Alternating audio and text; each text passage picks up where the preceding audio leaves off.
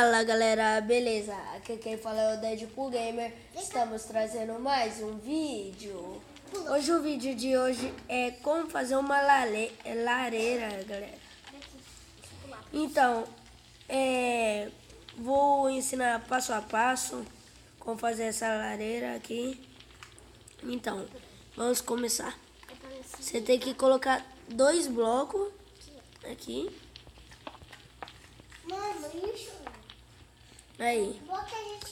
Aí. Agora vocês colocam 3. 1, 2. 1, 2.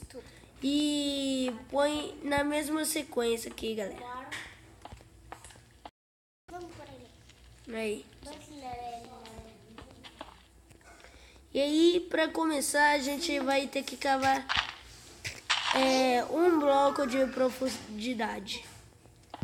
Aqui. E aí a gente acende com o isqueiro, galera, a rocha do Nether. Aí.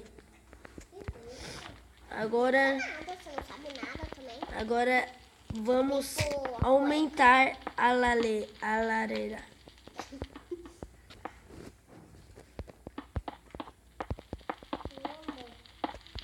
Aí. Agora a gente vai colocar o ejetor pra cima, galera. Aí.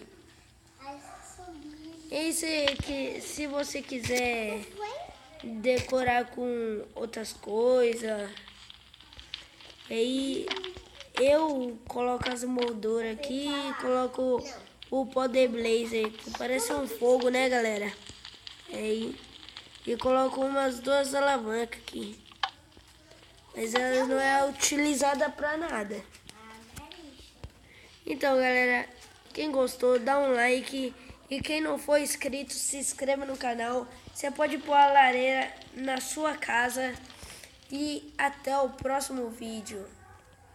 Falou!